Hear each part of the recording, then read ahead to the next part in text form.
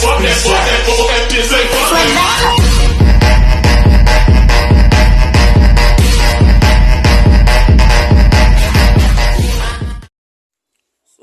up? Good morning. Second day ng hatid sundo natin.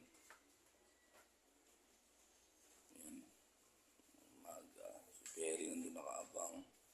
Sorry. Ayan si Bisis oh. Timpla na ng kape yan. Yung nag-video. Let's go.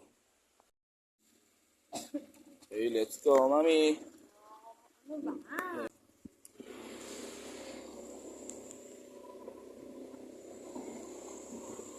Okay, let's go!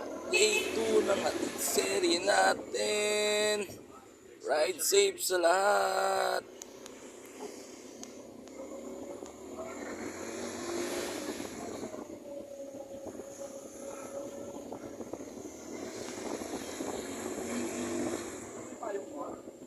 Oo. Ata, di ko alam.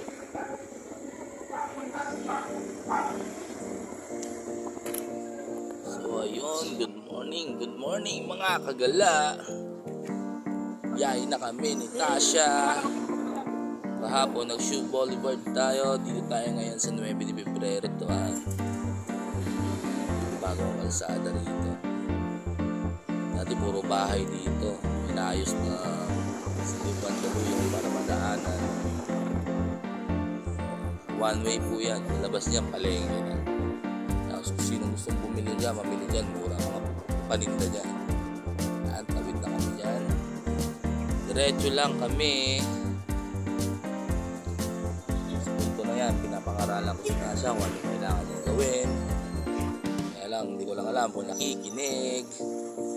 Pero nakikinig naman siguro. Yan. Daily routine ko. Yan. Ihatid ang anak ko. Tapos uwi, matutulog. Matutulog, trabaho, gano'n. Kailangan natin yung mga kagala. Siyempre, babae ang anak natin. Kailangan natin ihatid sundo yan. Hindi pwede pabayaan lang mag-compete. Basta-basta. Siguro, pag nasa tamang edad na siya, now, nag-duty muna tayo. Basta lagi yung tatandaan, mga kagala. Lagi yung ingatan ng mga anak nyo at all cost.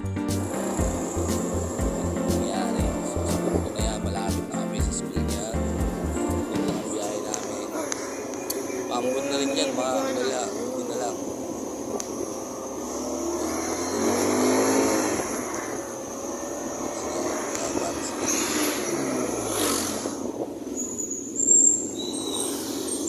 Ayun na. Kasi dyan ayaw niya magpabidyo mga kagala. Nahihiya. Nababa na siya. Tinulog ko ng helmet niya.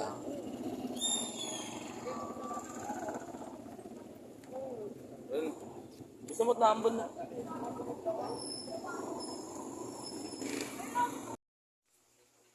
So yun mga agala, kakarating ko lang sa bahay. Kape muna ako. Idlip muna ulit tayo. Yan si Mrs. I-prepare na siya ng babawin namin ni Tasha. Kasi after ni Tasha, sa school mga 12 o'clock or 1, kakain muna siya doon. So, may ulit mga agala. So yun nga mga agala, no. Idlip muna ako. Meron ditong epal na gustong tumabi sa akin matulog. So yun nga mga agala, tulog na si Tasha. Mamaya sabay na kami uuwi. Salamat sa panonood. Nasayang ko na naman ang 4 minutes nyo. Peace out.